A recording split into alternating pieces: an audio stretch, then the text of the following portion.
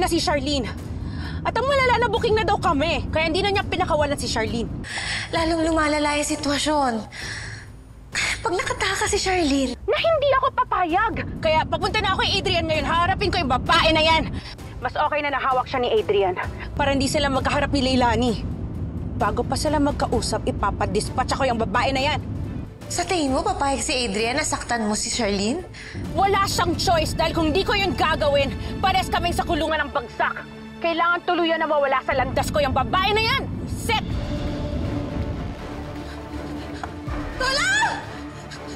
Tulungan niyo ako! Saan po? Bumalik ka dito! Huwag mo pwede takasan! Dito! Wala! Wala ako! Takasan! Hindi mo takasan!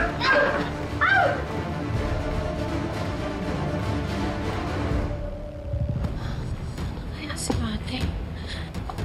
Sana kaya yun? Sabi niya uuwi siya ng maaga pagkatapos yung makipagkita kay attorney.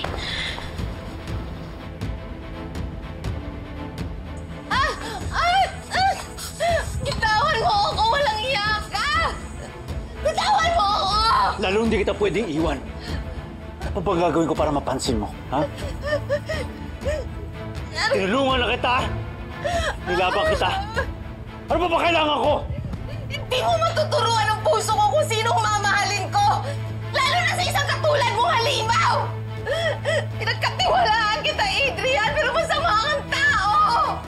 Kahit ano pang gawin mo, hindi mo ako makukuha! Hindi kita mamahalin, Adrian! Mas lalo hindi kita pwedeng pakawalan. Isasama kita sa impyerno. Baka doon, matutunan mo akong mahalin. Bitawan mo ako! Dito! Nasasaktan ako! Ka dito! Bitawan mo ako! Bitawan mo ako! Mahimik ka! Ha? Anong oras na?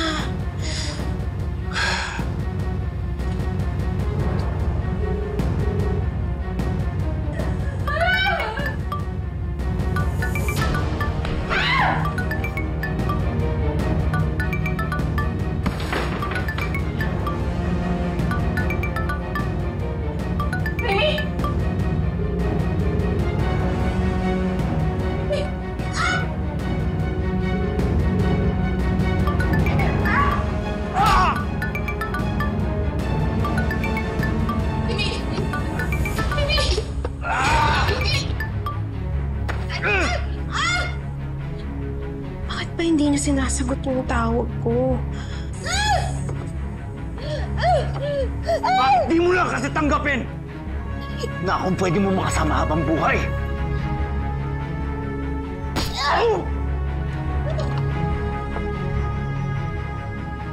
Ah!